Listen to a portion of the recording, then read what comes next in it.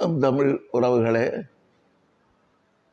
நான் உங்களிடமிருந்து இன்றைக்கு சந்திக்க போகின்ற சந்திப்பு இதுவரை காலம் இருந்த சந்திப்பில் இருந்து இது சற்று வேறுபட்ட விடயம். எனக்கு சிறுநீரகங்கள் இரண்டும் பழுதடைந்து ஒரு மாற்று சிறுநீரக சத்திர சிகிச்சை உட்படுத்தப்பட வேண்டும், இல்லாவிட்டால் உயிருக்கு ஆபத்து என்று வைத்தியர்கள் கூறியிருக்கிறார்கள். இந்த சூழ்நிலையில்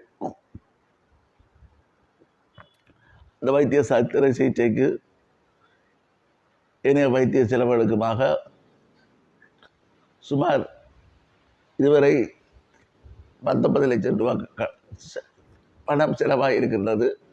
பல்வேறு விதமான பரிசோதனைகள் அந்த சிறுநீரகத்தை கொடுப்பவருக்கும் வாங்குகின்ற எனக்கும் பொருந்த வேண்டும். பல மாதங்களாக பல்வேறு விதமான சோதனைகளுக்காக சுமார் 19 லட்சம் இருக்கிறேன். இன்னமும் அந்த சத்திர சிகிச்சை ஏனைய செலவுகளுக்காக சுமார் 70 லட்சம் ரூபாய் தேவைப்படுகிறது. உங்களுக்கு தெரியும், என்னுடைய 50 வருடத்துக்கு மேற்பட்ட அரசியல் வாழ்க்கையிலே சொத்து சேர்க்க வேண்டும் என்ற எண்ணம் எனக்கு சிறிதளவும் இருக்கவில்லை. 2 தடவைகள் பாராளுமன்ற உறுப்பினராகவும் 1 தடவை மாகாண சபை உறுப்பினராகவும் இப்போ 2வது தடவையும் நகரசபை தலைவராகவும் இருந்து கொண்டு தேர்தல் திணைக்களத்தினுடைய ஆணையாளர்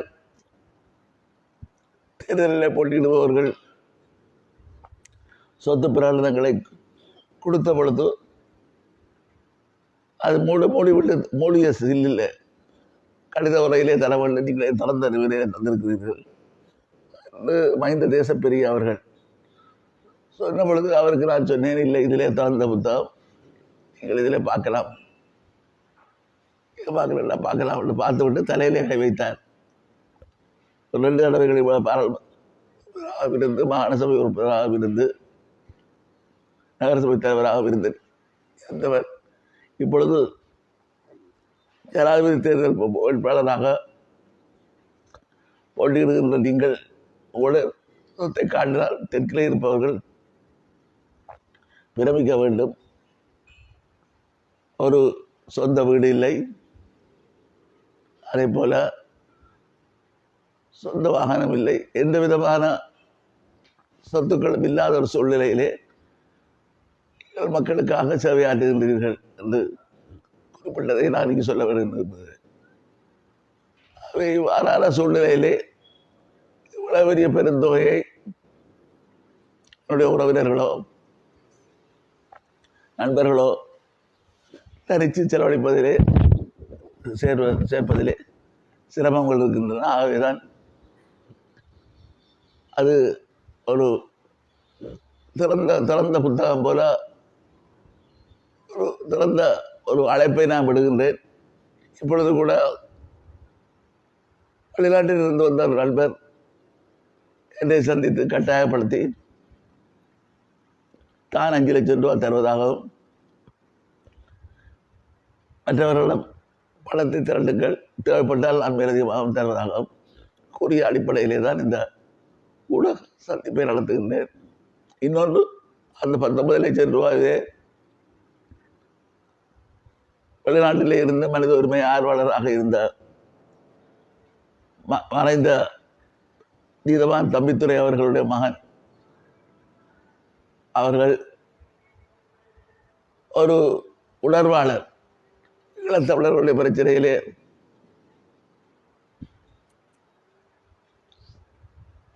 சிறு வயதிலேயே தியாகி சிவகுமாருடைய சிலையை திறந்து வைத்தவர், சிறையில் எல்லாம் இருந்தவர், பின்னர் வெளிநாட்டுக்கு தப்பி சென்றுதான் அவர்களுக்கு சட்டத்தரணியாக வந்து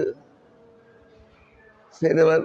அவர் தன்னுடைய சொந்த பணத்திலே எனக்கு 10 லட்சம் ரூபாவை அனுப்பியிருந்தார். தேவைப்பட்டால் மேலதிக பணத்தை அனுப்புவோம் என்று சொல்லியிருந்த நேரத்திலே ஒரு துரதிர்ஷ்டமான நிலைமை, அவர் அமெரிக்காவிலே காலமாகிவிட்டார். இவ்வாறான ஒரு சூழ்நிலை பின்னணியிலே தான் இந்த பணத்தை அவரே சொல்லியிருந்தால் தேவைப்பட்டால் அரைவாசி பணத்தை நான் தருகிறேன், மீதியை நான் புறப்படுத்தி திரட்டி தருகிறேன், நீங்கள் கூச்சப்பட வேண்டாம், இதிலே ஒளிமறைவுக்கு இடமில்லை, இது உயிர் முக்கியமானது, நீங்கள் இதை காலத்தை கடந்து கொண்டு சென்றால் உயிருக்கு ஆபத்தாக இருக்கும், உங்களை போன்றவர்களுடைய பங்களிப்பு மிகவும் பெருமதியானது. இப்பொழுது கூட இந்த ஆண்டு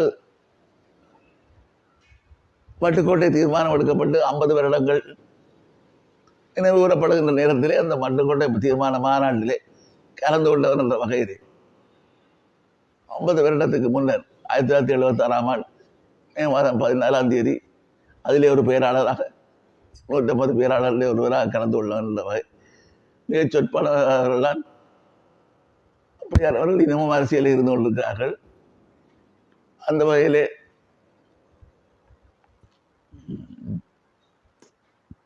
என்னுடைய பங்களிப்பு விடுதலை போராட்டத்திலே சிவாஜிலிங்கம் என்றால் தெரியாதவர்கள் பெருமளவிலே இருக்க முடியாது என்ற அளவுக்கு நான் முடிந்த அளவுக்கு அர்ப்பணிப்பாக நான் என்னுடைய சேவையை ஆற்றி இருக்கின்றேன்.